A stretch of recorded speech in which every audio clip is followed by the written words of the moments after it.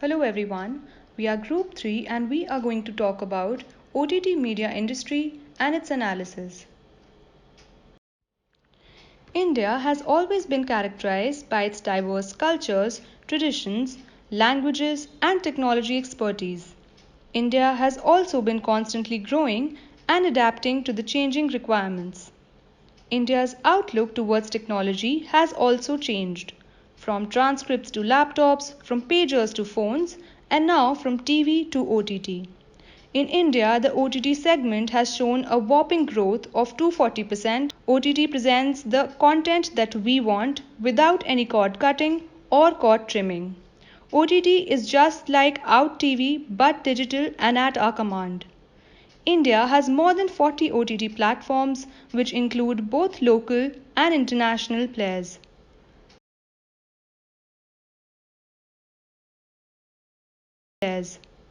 Now we will move on to the OTT media services industry analysis. Talking about the political analysis in the pestle analysis of the OTT media industry, we cover it in two sections. First is the government regulation, and second is taxation. The government regulation in this sector can be considered on two broad parameters.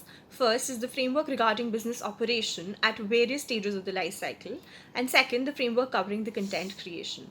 Currently, there are no regulations governing the OTT service providers in India, and they face no restrictions and no approvals. The Ministry of Information and Broadcasting, however, has laid emphasis on self regulation in the industry, adding that the government would intervene in case the industry fails to reach a consensus. While a lot of players have agreed to self regulate content, there are still many who have not. The Internet and Mobile Association of India has also drafted a self regulation code that can be uniformly followed by the OTT platforms to avoid government interventions. This industry is regulated under the Information Technology Act and the IT rules. Talking about taxation, the GST Act 2017 covers under the definition of online information and database access or retrieval OIDAR services, those services whose delivery has been mediated by IT over internet or any other electronic network, and their nature renders their supply as essentially automated, and they're impossible in the absence of information technology. The Indian OTT service providers cater to both domestic as well as overseas customers, and the OIDAR services provided to the overseas clients can be treated as export of these services. The subscription model is also considered to be exports. The import of licenses and exclusive rights by OTT providers attracts GST payment under the reverse charge. The GST paid to the government that can be received from the receiver instead of the supplier. The license fees paid by the Indian OTT service providers to foreign licensors is typically considered to be in the nature of royalty, and thus such payments withhold tax compliances. Coming to the economic elements, according to a joint study by PwC ASSOCHAM, the video OTT industry in India, which mainly consists of content streaming platforms, is likely to rank in the top 10 markets globally by 2022 with a market size of around rupees 5,000 crores. In the Indian internet advertising market, the mobile video advertising, AVOD mostly, subsegment is growing the fastest. It is projected to grow at a rate of 32.8% between 2017 and 22. Coming to the monetization models for VOD platforms, we have three types. We have SVOD, which is standalone subscription video on demand, which are services delivered over the internet, such as Netflix. We have AVOD, which are services such as YouTube, advertising video on demand, and we have TVOD, which is transactional video on demand. Services such as iTunes that deliver filmed entertainment content via the open internet and do not require a subscription. In the Indian market, in addition to spending on TVOD and SVOD, the AVOD market has significant viewership. YouTube is one of the most popular and prominent platforms in India.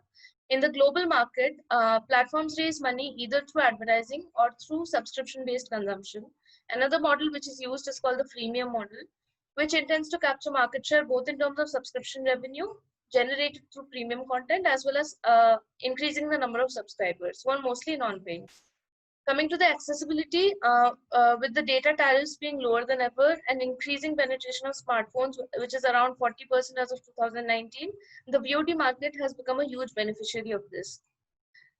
Consumption of video content is completely reliant on internet connectivity and quality, and in a country like India, where 60 to 70% of the population lives in rural areas, apps like YouTube, which support low internet connectivity, are able to penetrate quicker into the areas. Coming to the pricing, India is a price-sensitive country, and despite rising disposable income, price sensitivity is quite prominent. So whereas international platforms like Amazon and Netflix charge up to rupees 500 rupees a month, Indian OTT platforms like Alt Balaji, Voot, etc. provide paid as well as free content. And lastly, coming to employment, with the growing addiction to smartphones and video content streaming, OTT platforms are now creating a lot of job opportunities. Now we will look at the social aspect. Over the past few years, with the advancement in technology and digital transformation, people have been gradually turning towards OTT platforms and social media more than ever. Both consumers and creators have been seeking an outlet. Social factors have contributed a lot towards the development of OTT industry in India. The concentrated focus on human capital development and advancement in the industry through training, which particularly targets improving the sources of knowledge in this market. These trainings and other ability establishing forms a part of social initiatives that support, develop and improve this industry. Getting the sources that are familiar with modern technology and relevant to this industry have also been done. Social initiatives to enhance the quality and image of OTT industry can be seen by the fact that it is one of the only markets which have expertly developed departments of labor throughout the world. There are several other social factors which increase the popularity of these OTT platforms. Firstly, they are applicable anywhere and everywhere, so they can be easily accessed and there is no need to pay every time to access the services. Most of them run on a subscription-based model, thereby increasing the ease of usage and saving the hassle of paying per use. The next reason is that youth does not want to wait to watch quality content anymore. The content is available at all times without any advertisements, which fits well with people's lifestyles. Another reason for their popularity is that a wide variety of content is available and in multiple languages. This is one of the highlight features of these platforms, and we can summarize this by saying that there is something that suits everyone's needs. Also, the highest impact of COVID-19 has been on OTT media industry segment. As people are staying home most of the time, the consumption of media, especially OTT media, has seen a tremendous increase. Video and music streaming are becoming one of the top choices for the consumers. Coming to the technological factors, in India, the OTT video consumption has swiftly advanced over the past few years, given the drastic improvements in digital infrastructure and also thanks to the efforts by various platforms to create fascinating content for its consumers. There was a quick advancement in the digital infrastructure ever since Reliance Jio's disruption, leading to a surge in data. Other government initiatives such as Digital India enabled growing usage and a much deeper penetration into rural India and strengthened the digital infrastructure even more. This has helped in a more video-dominating data consumption. Yet another contributor has been a steady growth in penetration of mobile devices, which resulted in smartphones becoming a primary device for media consumption. Furthermore, thanks to the era of cashless economy, digital payments have been a key enabler, and the seamless payment options meant monetizing the digital assets. Many OTT service providers have integrated digital payment options to their subscription-based video on demand. OTT service providers over the time have become more technology-driven to boost their business. For instance, data analytics is used to decode the watching pattern of consumers and to understand their demands. These advanced analytics help the service providers to draw meaningful insights of consumer demands and personalize the content and recommendations to increase performance. Such backend technologies play a crucial role in the user experience. Previously, OTT was seen as a niche player targeting the youngsters, but soon the 4G wars have disrupted the patterns of data consumption and have deepened the reach. With such digital innovations, always come a few menaces. For instance, data and content security will always be an issue in the OTT industry. Similarly, data privacy is also a threat where certain service providers offer the content for free for its users without loss in quality or experience to the otherwise paid content. Now we talk about the environmental factors. Although OTT is a comparatively clean mode of entertainment, but it brings with itself environmental degradation in the form of high levels of CO2 releases. The emissions are majorly in terms of energy required for transfer of video content over the internet, as well as for the storage of data on the cloud. These emissions are fairly visible by the fact that individual content streaming releases 16 times more carbon emissions than the traditional analog TV. India has almost 500 million OTT subscribers, and the carbon emissions by video streaming contribute to 4% of the total world emissions. OTT services alone contributing to 48% of them. Other than that, individual content streaming leads to high amount of electricity being lost in transit and high amount of carbon releases by storage units. The issue should be an important part of the political agenda, but so far neither governments nor international institutions have recognized the problem, let alone made any efforts to bring about change. Google, Apple, Unilever, and other companies have started to go carbon neutral, and many have promised that by 2022 they will be carbon neutral. And Microsoft already using deep sea cloud storage for lower environmental degradation in helping save the world. As far as the legal environment is concerned, the OTT service providers in India do not have a regulatory framework unlike their competing services. Stakeholders have been trying to lobby to attain the same regulations as their competing services. However, there are some regulations governing the foreign as well as Indian OTT service providers, which we'll be discussing. The advertising or subscription revenues collected by foreign service providers will be subject to regulations just as the import of any other service would be. Another model that they've been adopting is obtaining distribution rights by setting up an intermediary in India.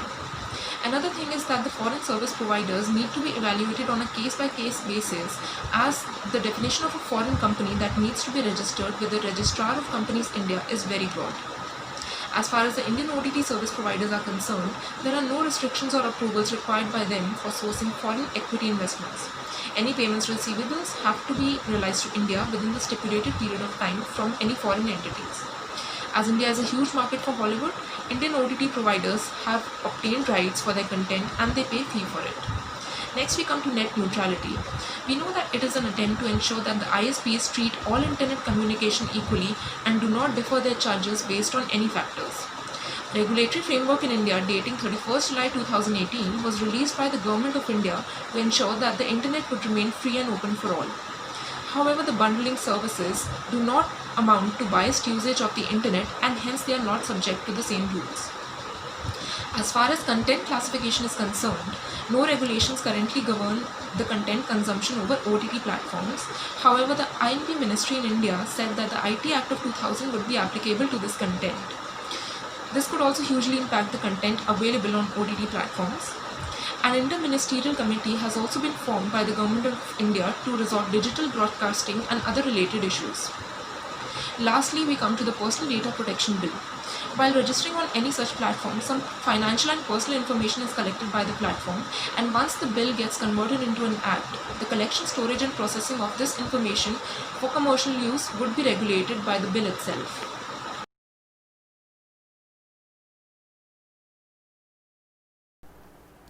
Alt Balaji is an Indian subscription-based video-on-demand platform. It operates as a wholly owned subsidiary of Balaji Telephones Limited. It was launched on the 16th of April 2017. The Alt Balaji platform stands as the Balaji Telephones Limited Group's foray into digital entertainment and video-on-demand sphere for creating original OTT content. Alt Balaji is available across various platforms. It can currently be accessed across 32 different interfaces for its viewers. The entire content has been made available and accessible on mobile devices, tablets including both iOS and Android, web browsers, Windows Mobile, tablet, PC and Android TVs. They claim to be the platform that has the largest content bank in India on their website. Their content, which includes original series as well as movies, are of various genres like drama, comedy, romance, thriller, crime and mystery. Coming to its target market, it particularly claims to be tailored especially for Indians across the globe, offering fresh, original, exclusive and relevant content. hosting premium, high-quality shows that feature acclaimed writers, popular celebrities, and award-winning directors, making them a true alternative to the mainstream entertainment. It aims to target almost everyone in all the age groups from kids, college students to professionals with families. It also offers its shows to be in a variety of languages which cater to the regional language speakers both in India and abroad. Alt Balaji turned 3 in April this year and has been curating content since its inception. They have successfully launched 60 plus originals till date. With an immense and diverse content library at the back focusing on multiple genres, the platform has established a niche space for itself and has played a crucial role in inculcating the binge watching habit among the Indian audiences. Owing to its resounding mass appeal, Alt Balaji has come out to be one of the fastest growing homegrown platforms with 60 plus originals in its name and is expected to keep curating more in the near future. They've also experienced a substantial growth in the subscribers, with the subscription numbers have doubled in the financial year 2019 to 20. The subscription numbers were 20.1 million in financial year 2018-19 and has reached around 40 million in 2019 to 20. The services have also added 12,000 and 1,300 subscriptions per day in the previous quarter that was ended in March in comparison to 10,000 services per day in the quarter before that. The company's growth rate in the previous financial year has been far impressive, where the subscription numbers became 16-fold compared to the year in which it was launched. The company also follows a unique pricing strategy where they price the product at a lower end of the typical OTT subscription prices in India. They're charging just Rs 100 for 3 months and Rs 365 for an entire year. This strategy easily outweighs all of its competitive prices, including Netflix, Amazon Prime Video, and other homegrown OTT players like Hotstar. Coming to the audience strategy, Alt Balaji has been focusing more on the Tier 2 and Tier 3 segments of India, as opposed to their OTT competitors who are more focused on the premium segments residing in Tier 1 and Tier 2 cities. In fact, their content and promotion strategies are planned in a way so that it appeals to their target audiences. In order to compete with ZEE5 and Hotstar, Alt Balaji launched shows such as Mission Over Mars and Code M to attract the new age subscribers from metro cities in India all in the last 1 year. Next, we come to their business model.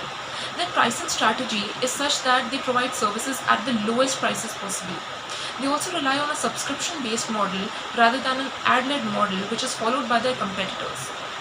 They also ended their partnership with telcos, which was a collaboration between Reliance Jio and Airtel. Now, some of the things that Alt Balaji has been doing differently are catering to the mass audiences who would be willing to pay 365 rupees a year as opposed to the hefty premiums that are charged by Netflix and Amazon Prime.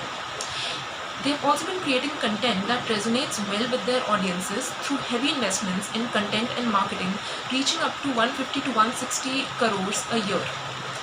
Now, Alt Balaji last year has also entered into a collaboration or a partnership with ZEE5. As per their agreement, the creators would create 60 content series which would be made available exclusively to the subscribers on both the platforms. This partnership would not only result in better consumer insights, but the co-marketing would also lead to better monetization for both the subscription platforms. This partnership will help Balaji Telefilms expand their businesses even more by being profitable to the stakeholders. This will enable them to realize their ambition of creating a vast library of content creation in India. Another way in which Alt Balaji benefits a lot is with the collaboration with the different TV artists that they have worked with in the past. This comprises of TV actors such as Ronit Roy, Mona Singh, Harleen Sethi, and they have also been leveraging the popularity of Indian YouTubers among the masses such as Harsh Beniwal by making them and asking them to star in their shows. Members of our group are Arushi, Ishwarya, Akshay, Bhavya, Gargi and Plabita. Thank you.